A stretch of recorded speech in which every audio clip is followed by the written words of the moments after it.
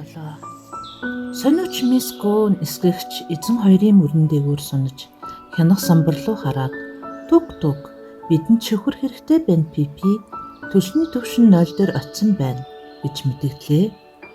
Эзэн нисгэгч рүү эргэж төлсний залт зөв үү? Ажиллагаа хийвэн үү гэж асуухад бензин дуусаж байна гэж тэр тайван хариулаад бид бууж амжнаа амждаг юм гэлээ. Онгоцны жижиг далавчны доор Пенсильвани Аллегени цувраа улсын цасан тэргүүнүүд алсгол сунан тогтсон харагданаа. Доор харагдах улсын гүн хавцал утга заазуур шиг урт зэрмэг ориглон бидний онгоцыг юугүй өөртөө татан унгаахад бэлэн байгаа мэт аимшигтай харагдах тухай Миско сүржин өгүүлсний дараа миний бие дагжин айдас тавтан цэцэрч явлаа. Нислэгийн картаа нэгтэлж нэг харснаа нисгэгч чиглэлээ үлнэдэг өөрчлөө. Хөөе, Миско, би дунаж байна гэж би сандран хэлэхэд "Хөө, наа тэнэг айцаа зогсоо" гэж Миско томжиргүй хэллээ. Бидний өмнө жижиг онгоц буудал байна.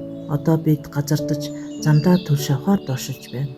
Сагснаас сайн байр, айх хэрэггүй гэлээ. Бум гих дуу гарч дахин бум.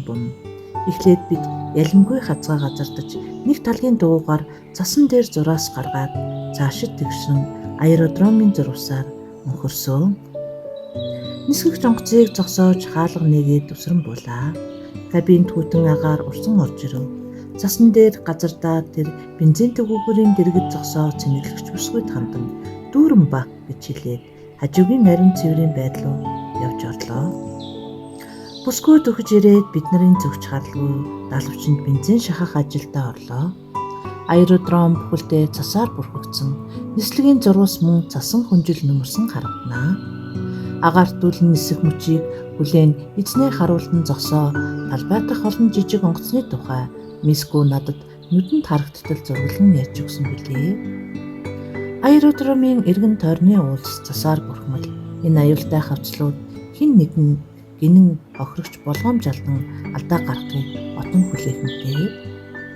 Эзэн гадуур хөрмөө өмсөлгүй онгоцноос бууж цасан дээр гიშгээр шийджээ. Болгоомжтой салхин зохиолоо гэж би түнлөө орилоо. Битгий гинэ юм яр пипи гэд Миско эзний хувьд бүдэн халуунд цагаагаар ялгалгүй тэр алинд нь ч дасчихсан юм гэлээ. Түүний төсөн төвд орон маш хүйтэн амнаас гарсан үг зарцаад газар тундаг гээл бодчих. Онгоцны мотороо дахин асч овн товнтой цасан гадаргуу дээгүүр тэр урагшлан хөдлөлөө. Энэ бүглүү газар хяналтын цамхаг байгаагүй. Тиймээс нисгэгч мотор халсны дараа хазаа нэмж онгоц цастай зурвасаар хурдавн дотлоо. Агаарт хөрсний дараа жижиг аэродромын дээгүүр тойрч өндрөө аваад уул нуруудын дээгүүр Кливлендийн зүглэн нислээ. Моторын чанга нүргэлэх дунд бид аль хэдийн дасч сүлдээ анзаарахыг болсон байлаа. Агаарын урсгалын нөлөөгөөр бид аажим дээшилж бас доошилж нар шингэх зүг рүү ниссээр байв. Зүүн далавчны дагуур Питтсбургийн утаа зэрвс харагдаж мөн өмнө талд Кливленд сунаглан харагдлаа. Бид Кливлендийг алгасан Синдаски дүүргийн эрийн нурыг хөндлөн гарах болно гэж нисгэгч мэдэгдлээ. Хэрэг хөдөлгүүрт ямар нэгэн тохиолдвол бидний доор 3 арал байх болно. Онгоц нэгэн жигт хөнгөнснээр түүний 2 хөдөлгүүр нэгэн дууг хоршин аялах мэт нисгэгч үе бодолдлогын хэрэгсэлд гар хүрэх нь харагданаа. Удаан сууснаас болоод бидний хамаг бие хөшгөж мэдээ алдсан мэт болсон юм аа. Онгоц гинт баруун тийш шарах мэт хөдөлгөд би зорчин дотроо эвгүй иргсэн. Агуу өсрэлтийн мастер Муранууд гэж Миско дуу алдав. Миний бодлоор хин нэгэн хөрөгчийн өөрийг хүргэж тэр шоу мөснүүдийг хаасаагүй цацсан. Тэр нэрээ айсан мэт. Бие хураагаад үнэн хэрэг дээрээ энэ мөсөн кубикууд биш л дээ. Гэвч ийм өндрөөс их тустай харагдаж байна. Нуур бурхал дээх үлдсэн түүний гадаргуу дээр хаасайгүй мөсөн довцгууд товон харагданаа. Эндээс тэд үнэхээр тарааж цацсан мөсөн шоонуучийг харагдана гэж өмнөх өгөөд автлаа. Бидний доор мөс арзайч харагдана. Дурын аль нэг усан зурвас хормын зуур мөсөн дуулгаар хүжигдэнэ. Энэ жил онцгой хүйтэн өвөл болж цаг өөр өшөө илүү хүүтрэх талаар мэдээлсэн гэж нисгэгч хуучлав. Дийлий арал гэж нисгэгч заагаад ингээд бид нуурын яг дунд хэсэгт байна. Цааш бид Пенсильвалийн дээгүүр өнгөрөөд тэндээс Виндзор орно. Онгоц баг зэрэг сэгсэн жижиг мэдрэгдэж хүмүүс орчны агаарыг хөргснөөс тодорхой хэмжээний хуйлрал үүсгэснийг илтгэнэ.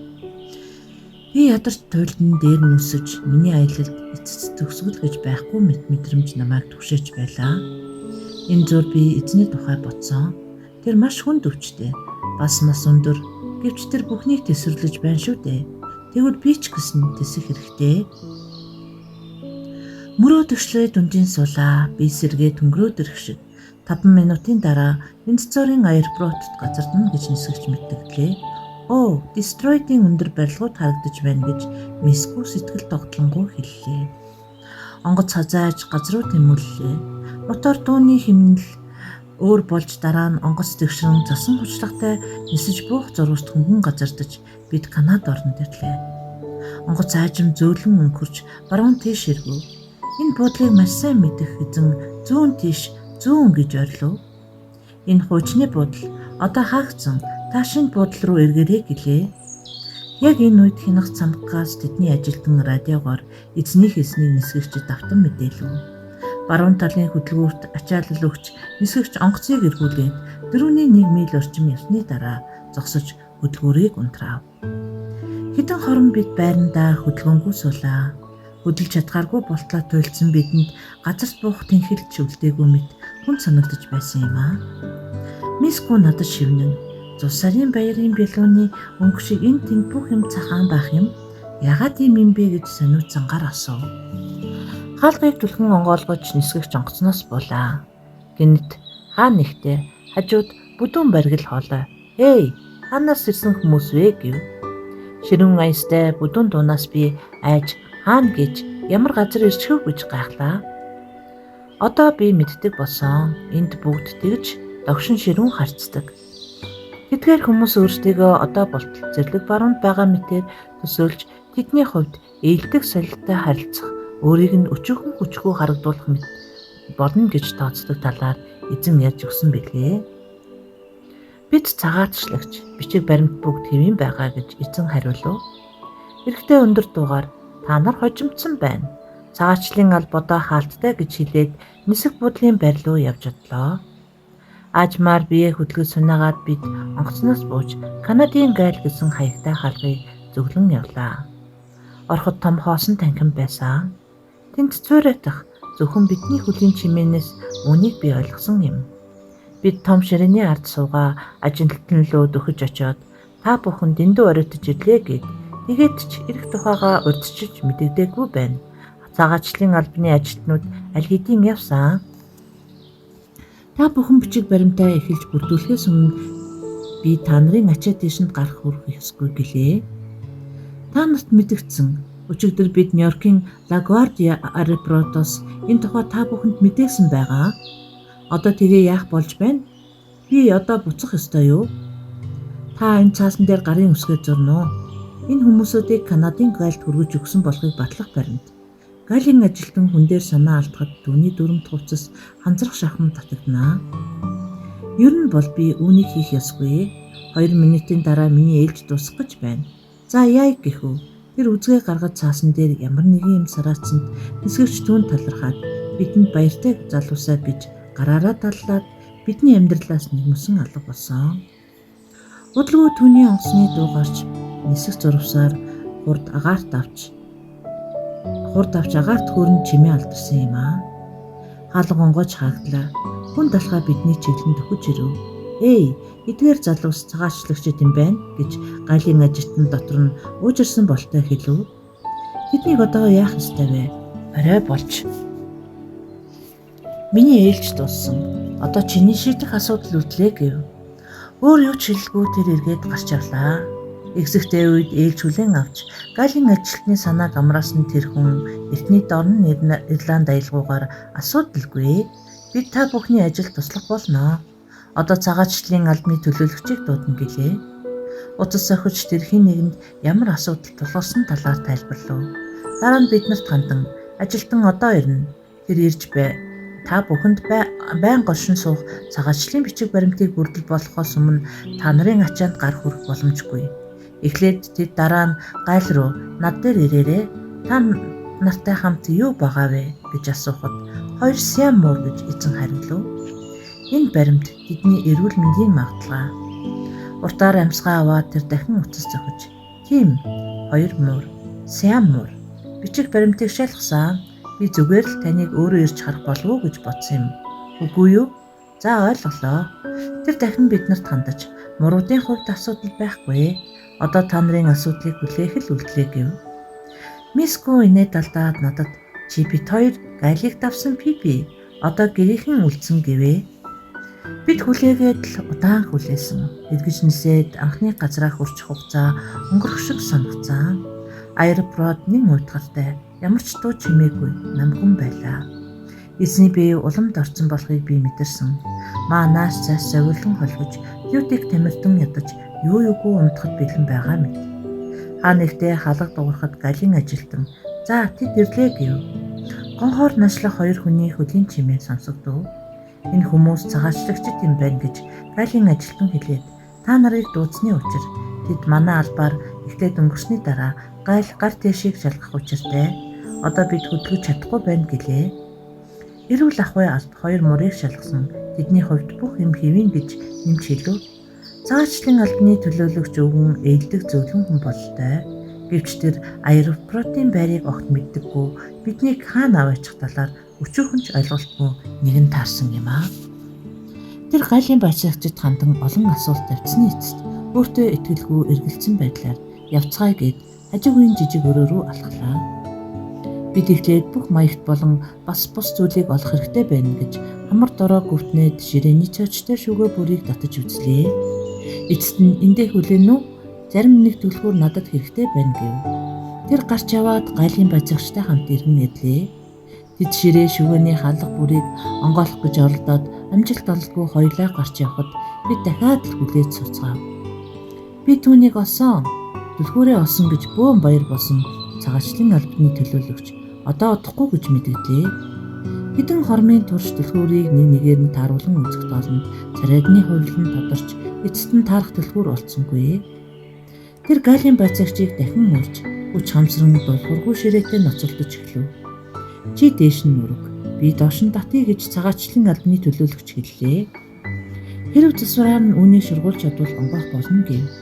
Тэдний ууглах өглөх нь сүүлдээ бүүн дуу санагдуулах бид арай ч унтчихаагүй. Гинэт мод цуурах эвдэрч салсан цоочны эрэг шурах шалан дээр цуран унах чимээ гарлаа. Хэсэгэн зуур чимээ намдаад дараа нь цагаачлалын албаны төлөөлөгч хачин царайлан жижигэнсэн хоолоогоор "Өө, энэ ширээ хоосон байна" гэж халаглан бовтнолаа. Тэд дахиад л өрөөгөр явж ширээ бүшүүгээ бүрийг чангааж татаж үзлээ. Нилээд удаан эцэс явсны дараа цагаачлалын албаны төлөөлөгч "Ашгүй, харав энэ байна" гэхэн тэрээ цааш хажигнах чимээ гарч хамар доор гүвтэн өглөх сонстон эцэст нь сулхан дуугаар "Маягтууд энд байна. Харин тамга хаана байгаа болж байна?" Дахиад л эрэл сурал, өглөл дуулал, удаан хүлээлт. Миско бид хоёр зүрмэлж бидний сагсыг өргөхөд сая сэрцгээсэн юм аа. "Одоо эргээд гайл руу яваад очоорой" гэж төлөөлөгч хэллээ. Би тахимлуу хөлөөж ирэн гэлтрв. "За яах вэ? Бүх юм болсон уу?" гэд галын ажилтан бидний бичиг засыг авч үзэхэд байнгын оршин суух цагаач иргэн гэсэн хамаг дарсан байлаа. Эзэн ядарсан байртай чамдаануудыг өргөж лангуун дээр тавьж цоочийг онгойлгон үзлэх бэлтгээ. Галын ажилтан ачааны төрлийг жагсаалтай тулгын сормоггай харав. Эцэст нь тэр бүх юм хэвэн та явж болно гэлээ. Аэропортын байрнаас гадагш гарахад хаасайгүй зузаан цасаар хужигдсан байв. Цас цэвэрлэж буй хүн ийм хүйтэн өвөл ойр хавьд болоогүй гэж бидэнд мэдгдсэн юм. Хүлээж зогсон машин бидний тэшийг ормын зур шургаан атсан. Малиутик Миско бид арын суудал байрдэлж эзэн жолоочийн хажууд суулаа. Замд халтрахаа үлсэн байв. Жолооч биднийг хүрэх газрыг сайн төсөөлөхгүй бодисаар амдаа банга "Одоо ийшээ эргэх билүү? Үгүй юм байна. Эргэл цаанд байх ёстой. Үгүй, энэ мөн байна" гэж үгсээр л явлаа. Явхад тухмуутай бас их удаан гэлдэрч явсан. Бараг бидний агаарын хөлгөөр нисэж ирсэнтэй дүцгээр удаан явах шиг санагдсан. За ирчлээ. Танаа байр энд байна гэж жолооч хэллээ. Бид бууж тийшээ гэрцөөж оруулав. Миско бид хоёр дэндүү ядарч залгсан. Гэрийг нарийн сөлтөндөлж шалгах чадал байсангүй. Өнгөц маягаар үзэж гол юмсын барилыг тогтоож авлаа. Эзэн намайг өргөж орон дээр тавихад би тэр дороо унтаад өгсөн. Өглөө болоход Миско над дээр ирлээ. Тэр босож үз залхуу хөгшин бүтлгүй амтан минь. Бидэнд ажил их байна. Миний араас дагаад яв. Би чамд бүгдийг танилцуулъя гэлээ. Орноос бүсрэн бууж нормог баллаас гарахын тулд бие нэг сайд сүнэж маажаа дараа нь Мискогийн араас даглаа. Энэ бидний хооллох газар. Энд тохижуулсан том өрөө байна. Харин энд хаан байна. Тархиад өргөтөл мөргөж мэднэ. Хэрв чам тарих байгаа бол шүү дээ. Сайн тогтоогоо даваарай. Дахиад давтахгүй шүү гэв. Дараа нь тэр энд хаалга байна. Гараад жижиг цэцэрлэг. Түүний цаана гараж тэгээд зам эхэлж байна. Бүх өрөөг надад танилцуулсны дараа тэр эзний унтлагын өрөөний цонхон дээр усран гарав. Тэнгэр минь Пипи наран талд веранда асар тэндээс том нуг түүний цаахан тэнгис харагдана. Гар сонгот төрмээр тэнгис бүхэлдээ хөлдөжээ. Битгий тэнэгтэд байхгүй гэж хэлээд эзэн намайг мөрөн дээрээ авч явъя гэд хаалга руу зүгэллээ. Хаалга онгойлгож тэр надтай гарахад Миско урд гарахын тулд хажуугаар шурхийн өсрөн дайрлаа. Энэ тэнгис биш ээ. Энэ бол Септкler нуур. Дулаан цаг ирэхээр та нар гадагшаа гарч зүлгэн дээр тоглох болно гэв. Байрны хувьд сонин цохимжтой доод өрөө бүрийн таазан дээр дээд өрөө рүү бүлээн агаар дамжуулах торн нүхтэй. Миско дээд унтлагын өрөөнд байх торлсон нүхний дээр сууж галтгооны өрөөнд болж буй үйл явдлыг ажиглан харах дуртай байлаа. Нэгдүгээр тэнд галзуухнаас дээш үлээх агаарын нөлөөнд илүү дулаахан таатай. Хоёрд доор юу болж буйг сонирхсон хүнсний зүйл түгээн борлуулагч хүмүүсийг ажиглах ба эзний унтлагын өрөөнд болж буй яриаг сонсож суух нэнцугаатай байсан юм аа. Бид Канадад ирснээс хойш хэд хоногийн дараа зул сарын баяр боллоо. Баяр чимээгүй болж өнгөрсөн. Энд бид нарт танил тал байсангүй. Бусад хүмүүсийн хувьд баяр болж байх зуур бид хэнийг ч хараагүй, хинтээ ч үгсэлээгүй. Цаг агаар таагүй цас урагшлан орсоор нуурын мандалд битүү ягт мөсөн давхраг тогтож түүний дээгүүр далбай чаргануу зорчхон харагнаа. Би өөрийн ирэхгүй өөр цаг үе өөр зул сарын баярыг нэхэн саналаа. Дипломат хатагтай жинхэнэ үнэнч католик шишинтэн байсан. Түүнийх нь хувьд Санта Нуэль зул сар чухал явдал байсан юм. Өнгөрсөн зул сараар намайг гуучин харанхуй пент түгжээд мартаж тэд 2 өдөр баялсан. Харин энэ зул сар миний хувьд хамгийн сайхан өнгөрсөн. Тэр амьдралтай харьцуулшгүй. Одоо би бусдад үнэхээр хэрэгтэй, мартагдаж ганцаардахгүй, үсэж сангахгүй, нэг үгээр аз жаргалтай байна. Дипломат хатагтай намайг пент нууж аль болох удаан хорхыг хичээдэг байсан. Харин одоо хэдэн хорон би байхгүй бол бүгд санаа зовно. Пипи хаан байна тэр зүгээр үү гэж эрс орол болно. Бусдад хэдэгтэй болохоо би одоо мэддэг. Аль болох ойр байж миний нэр гарах тоолонд ил харагдахыг хичээдэг болсон. Бидний тогтмол цагт хоолно. Өдөрт ганц удаа хоол идэх мөртлөө өргөлж ирч хүчтэй гэж миний тухай эзэн ярьдаг. Амьтдыг өдөрт нэг удаа хооллоход хангалттай. Тэд хэмжээгээ мэддэг. Хинээс ч илүү мэддэг. Эзэн үүнд итгэж өгдөггүй. Иймээс Миско бид хоёрт идэх уух зүйл өргөлж бэлэн байдаг юм. Зул сарын баяр өнгөрлөө. Явандаа бидний өсний байр дэлгүүрээс дэндүү хол болохыг бид мэдсэн. Манай дэрэгдүүр нэг чах тус явдаггүй. Харин хотын төв биднээс 15 миль доршино. Хашааж явсан ганц олдох унаа нь такси байлаа. Мэдээж намайчид ирж сүү талах мах санал болгодогч жинхэнэ сонголт гэж байхгүй байсан.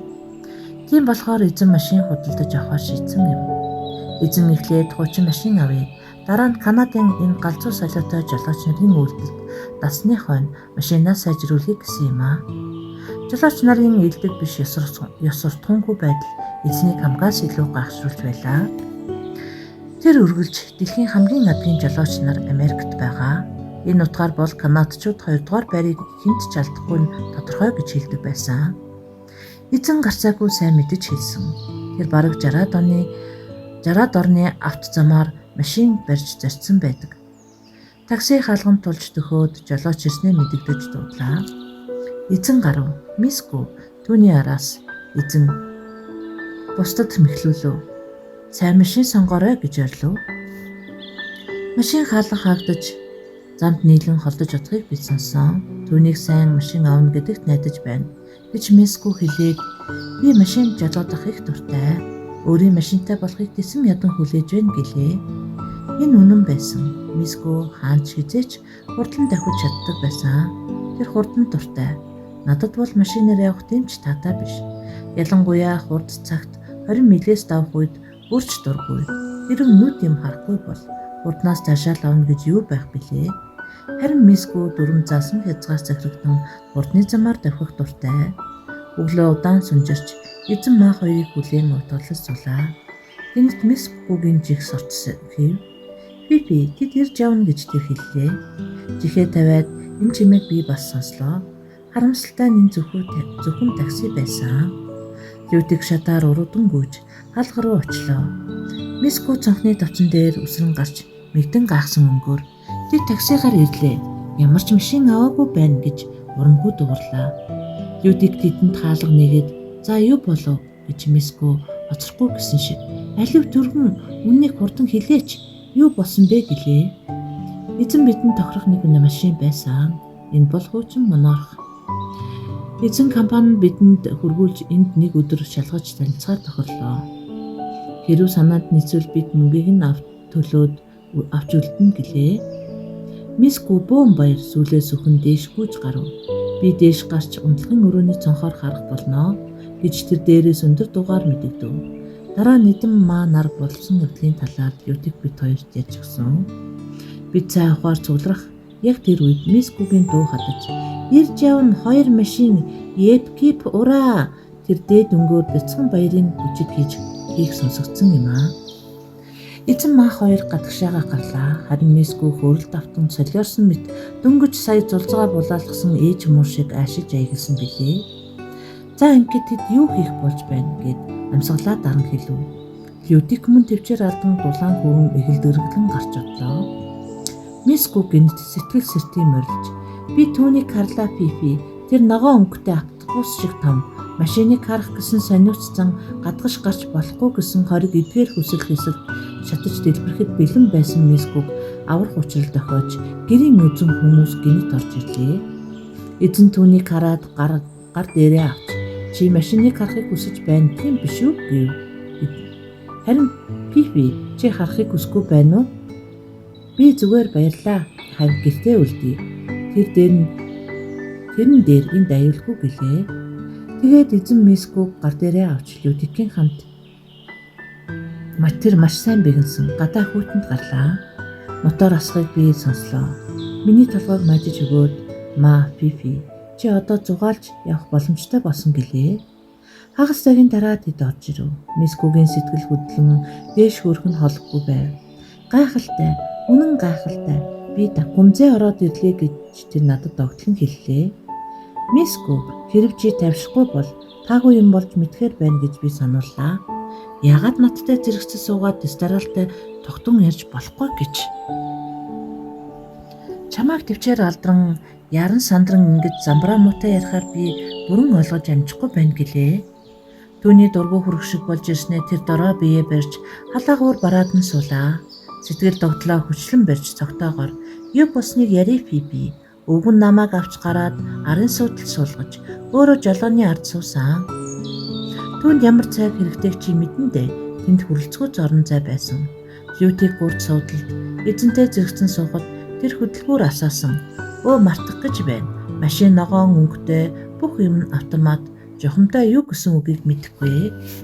Үүнээс гадна машин биднийг бүгдийг багтаа хангалттай том зайтай. Нэмээд 2 хүн суусан ч болохоор эзэн их хажуухан явсан. Тэр үргэлж дөрмийг мөрддөг. Энэ талаар түүнд би хэлэхэд мөнгийг нь төлтөл хүлээх хэрэгтэй гэж хариулсан юм. Ингээд нэг хэсэг явж турсны эцэст өнөөдөр мөнгийг нь төлж өөрийн болгосны дараа дур зоргоор явж болох юм байна. Ингээд бид Такумзээ ороод ирлээ. Түр азансны дараа тэр сүрнийхээ үзүүрийг оролдоод чамайг хараасаа гэж биих ботсон Пипи өө нэрээ хараагүй гэдгийг нь мартаад байх юм. Одоо тэгээд яалтай чамайг арын судалд сулгаад явцгаана. Энэ үнэхээр гайхалтай байх болно. Би дотроо инээсээ Мискогийн сэтгэлийг машин ямар их тогтлуулваа. Эзэн одоо удаан биш ч болов гадагш гарч явах боломжтой болсон би дотроо байртай байлаа. Пипи ойлгож байна уу? Машин их дулаахан класс үсэх юм бол өндөг шарсан ч болно. Өдийн хоол хурдан идээд эзэн маа хоёр явхад бэлдв. Би дутахгүй гэж маа хэллээ.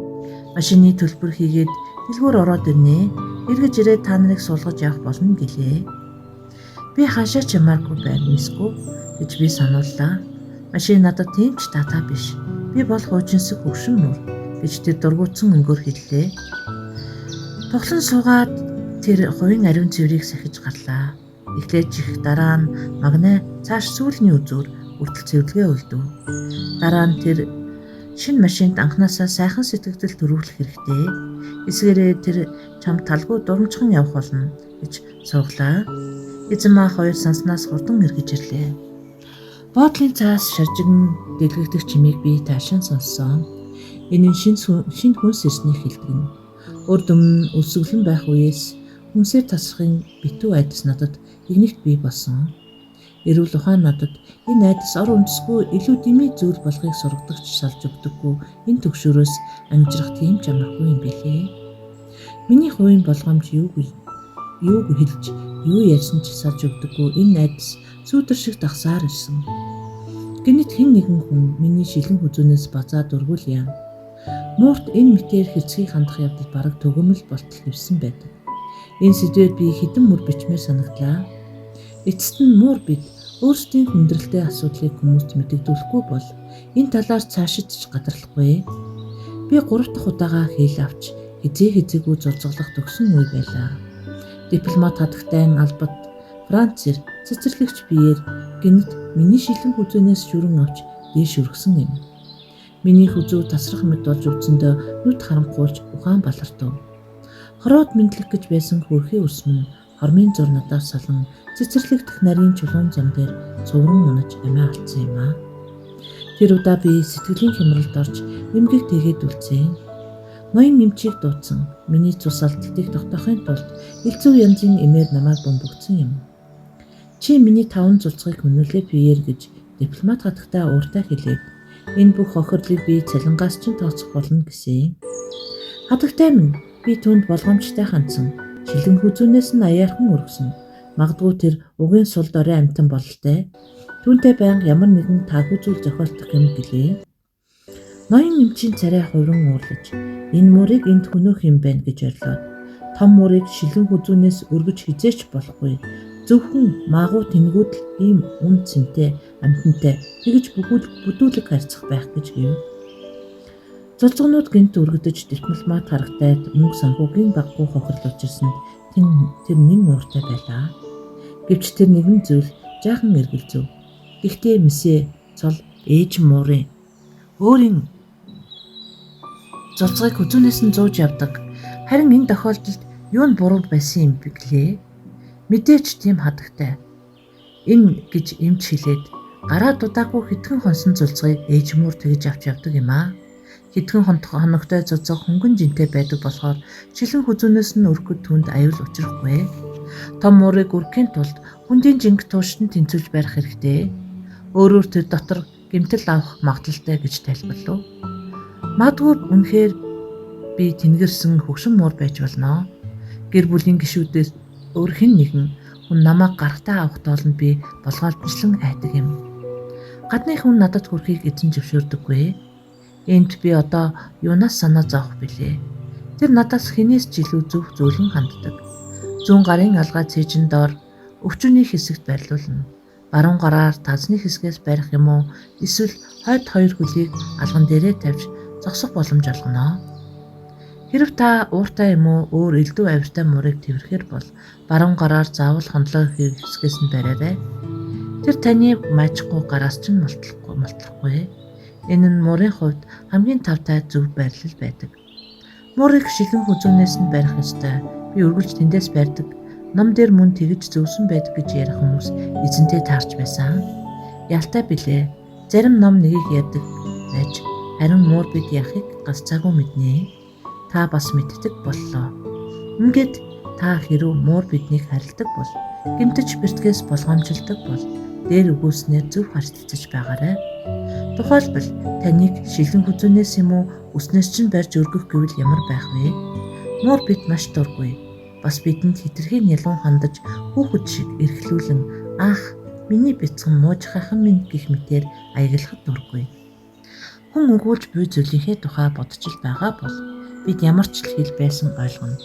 Бид нартай жаахан хүүхэд мэт харьцах юм дургуйчл төрүүлж хэвэн харилцах боломжгүй болгодгоо. Бид оюун ухаан бий, бидэнд оюун ухаан бий. Хэрхэн яаж ашиглахыг сайн мэднэ. Хүн ба амьтан хоорондын харилцаатай холбоотой бүх зүйлсээс хүмүүсийн зүгээс бидний тухай зүгээр нэг тэнэг амьтан гэх итгэл, үнэмшил биднийг хамгаас илүү гайхшруулдаг. Хүмүүс хамгийн ухаантай, тэднээс өөр оюун ухаантай амьдрал хаанч өгөө гэдэгт тэд бат итгэлтэй байдаг. Тиймдээ ч тэд өөр соёл иргэншилт ертөнцийг таньж мэдэх боломжгүй. Тэд мөн өөрсдийн үүсэл хувьслын дээд хэлбэр гэж үзнэ. Энэ талаар хэдэн үг хэлхийг зөвшөөрнө үү?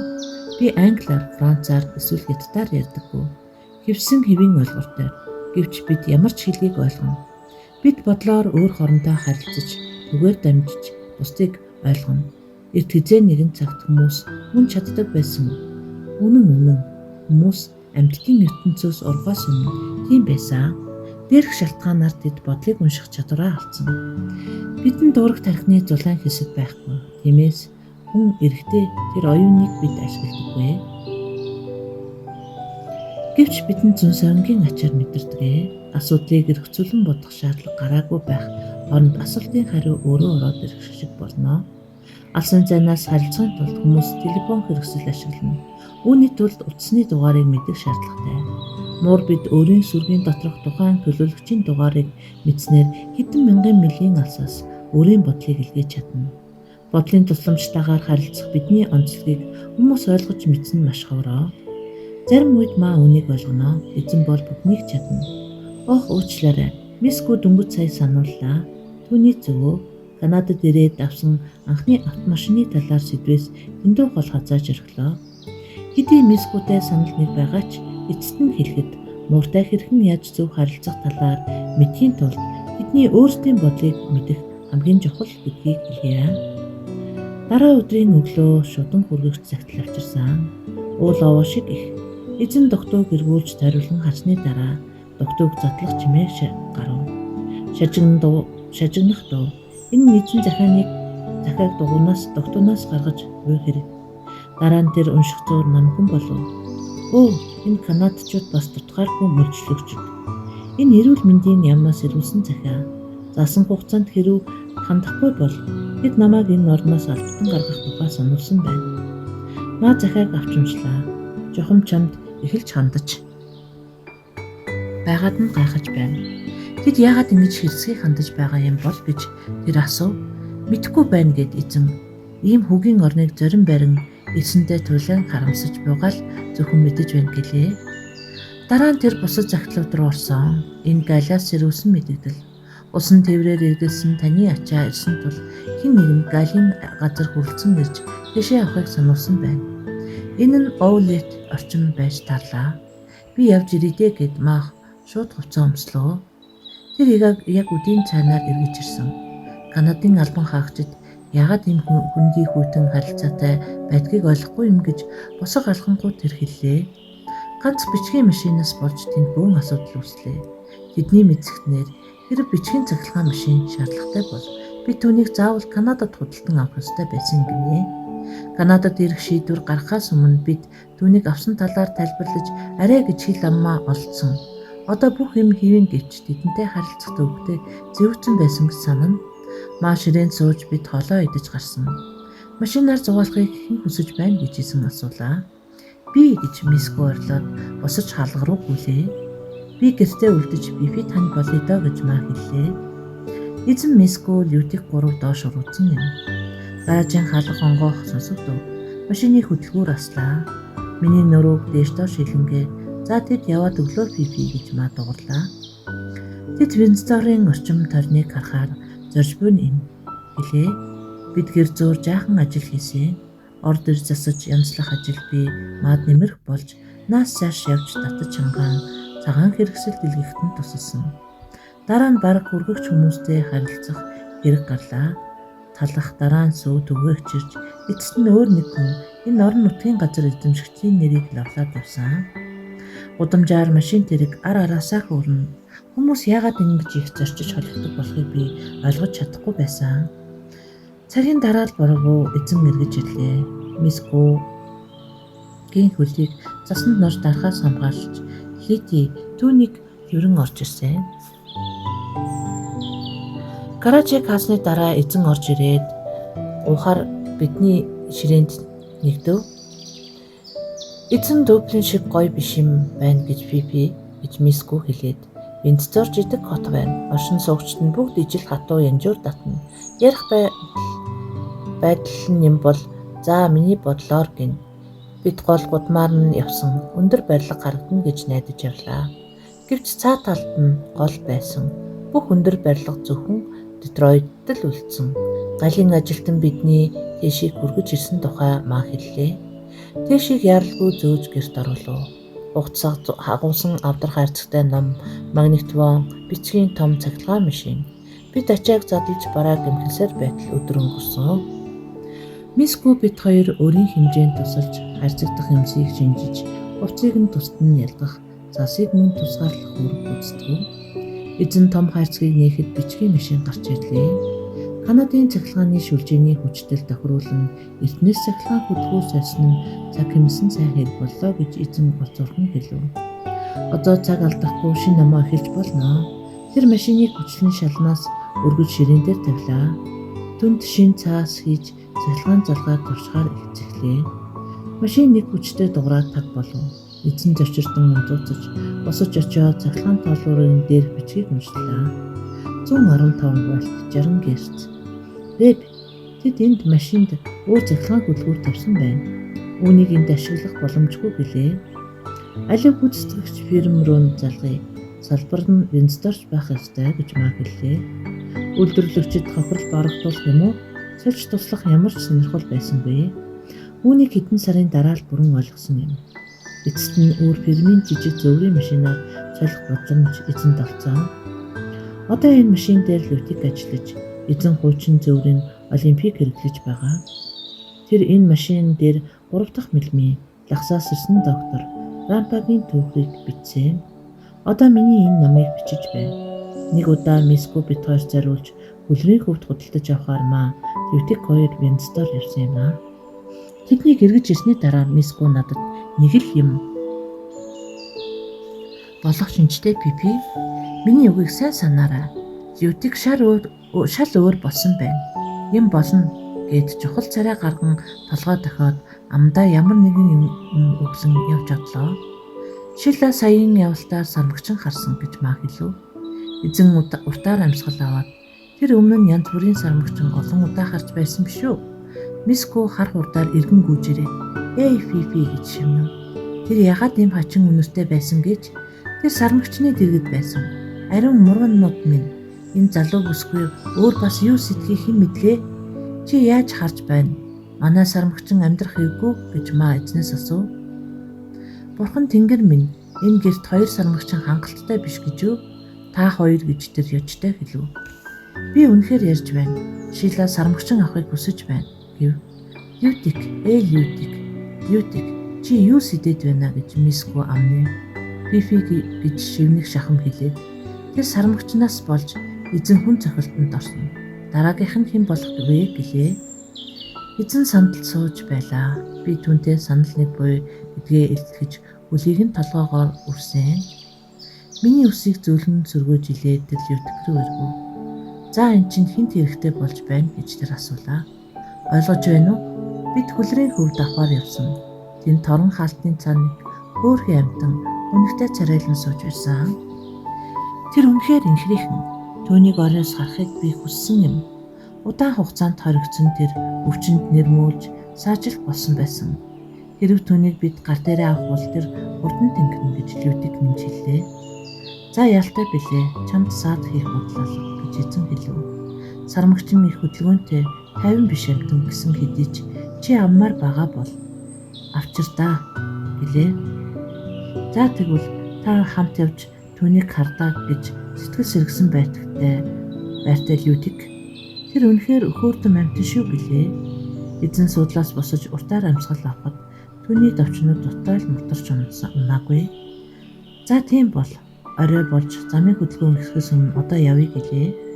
Лютик баяртай наргуу бидний хажуугаар гарan дээш гүйж хормын дараа бууж ирлээ. Тэд гарч явсны дараа Миско сулхан инээж эзний царайг чи харсан болоосай гэж надад шивнэлээ. Нээрээ үнэхээр миний хүсэх зүйл эзний царайг харах. Миний мэдхээр тэр урдаасаа халзан хууц ахалтай өндөр биетэй. Миско заримдаа хүмүүсийн дүр төрхийг надад маш тодорхой хэлж өгдөг. Гэвч ямар ч тайлбар харах нүдийг нь орлож чадахгүй тодорхой. Хараагаа бүрэн алдсан бидэнд явандаа нэвт харах чадвар судаг юм. Бид санаандаа хүний тухайд ямар нэг дүр төрхийг бий болгодог. Бид хүнийг царайг мэдрэх ба түүний үндийг таньж түнд хүрэлцэж дуу хоолойг нь сонсноор олныг өгүүлж чаднаа. Харин хүний өнгө бидний хувьд танигдшгүй. Бид тодорхой зорилгогүй гэрээр хэсэг холгосон. Мүдгэн болох цайны цагт анхаарлын нэг хэсэг төвлөрч нөгөө хэсэг нь эдэн Лютик хоёр дээр байв. Хэд юутайч эргэж ирэв. Нэг удаа надад сармагчин зориулсан чимэглэгт хэдэн өдөр амьдрах учрал тохиолсон юм аа гэж Мискод хандаад би яриа үтсэн юм. Өө тийм үү гэд Миско чамайг тийм юмд суулгах ямар нэг үндэслэл байж дээ.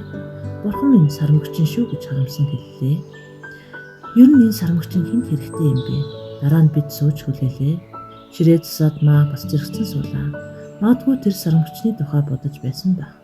Дээш гарч унтлагын өрөөний цонхоор юм харна гэж Миско хэлээд хэрв ямар нэгэн юм харагдвал та нарт хэлнэ гэд эргэж шатаар гүйж бодлоо.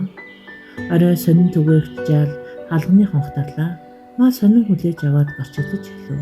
Миско угаалгын өрөөний цонхон дээр нугдан сууж тагчиг болоод удав. Бүгд намгүм хүлээсэй. Үргэлжлэл бий.